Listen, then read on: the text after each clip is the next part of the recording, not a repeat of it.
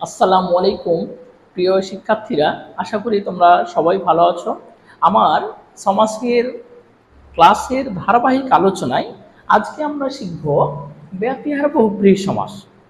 কিভাবে আমরা এই সমস্ত পদ দেখে ব্যতিহার বহুব্রীহি সমাস চিনতে পারি, সে কৌশলটি আজকে তোমাদের আমি বলে দেব।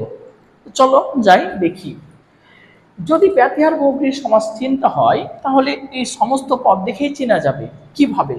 এখানে আমরা লক্ষ্য করছি একটি শব্দ লেখা আছে কানা, আর একটি কি লেখা আছে কানি।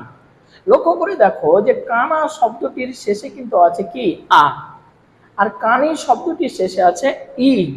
তাহলে আমরা এরকম বলতে পারি যে পূর্ব পদের শেষে যদি আমরা একটা আ পাই আর পরপদের শেষে যদি আমরা একটা ই পাই, আমরা আবার বলি যে পূর্ব পদের শেষে যদি আ আর পরপদের শেষে যদি ই থাকে তাহলে সেটি হয়ে যাবে কি ব্যতিহার বহুব্রীহি সমাস।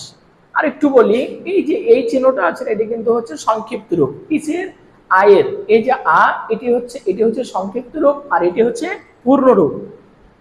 হ্রস্ব ই এটি হচ্ছে সংক্ষিপ্ত রূপ আর এটি হচ্ছে কি পূর্ণ রূপ। তাহলে আমরা বলতে পারি যে পূর্ব পদের শেষে যদি আ আর পরপদের শেষে যদি ই থাকে তাহলে সেটি হয়ে যাবে কি ব্যতিহার বহুব্রীহি সমাস। যেমন কানাকানি, এটির ব্যাস বাক্য কেমন হবে? কানে কানে যে কথা সমান সমান কি কানাকানি।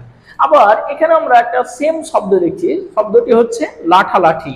তাহলে এই লাঠা শব্দটির শেষে আমাদের যেটা আছে সেটি হচ্ছে আ, আর লাঠি শব্দটির শেষে যেটি আছে সেটির নাম হচ্ছে কি ই। তাহলে পূর্ব পদের শেষে আমরা আ পেয়েছি আর পরপদের শেষে আমরা কি পেয়েছি ই। তাহলে এটি হয়ে যাবে আমাদের ব্যতিহার বহুব্রীহি। আমরা লাঠালাঠির ব্যাস বাক্য যদি করি তাহলে আমাদের এমন দাঁড়ায় যে লাঠিতে লাঠিতে যে লড়াই সমান সমান কি লাঠালাঠি। চুলাচুলি, চুলে চুলে যে যুদ্ধ সমান সমান কি চুলাচুলি। লক্ষ্য করি চুলা শব্দটির শেষে কি রয়েছে আ, চুলি শব্দটির শেষে কি রয়েছে ই। তাহলে আমাদের কমন পড়ে গেছে, আমরা বলতে পারি এটি হচ্ছে ব্যতিহার বহুব্রীহি সমাস। আবার দেখো হাতাহাতি, তাহলে এখানে কি রয়েছে হাতা আ, হাতি ই। তাহলে পূর্ব পদের শেষে আমরা আ আর পরপদের শেষে আমরা কি পাচ্ছি ই।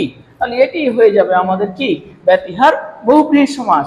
আমরা সর্বশেষ যেটা দেখছি হাসাহাসি, এটির ব্যাস বাক্য হচ্ছে এমন যে হাসিতে হাসিতে যে আলাপ সমান সমান কি হাসাহাসি। তাহলে এটাকে আমরা বলবো ব্যতিহার বহুব্রীহি সমাস। কিভাবে?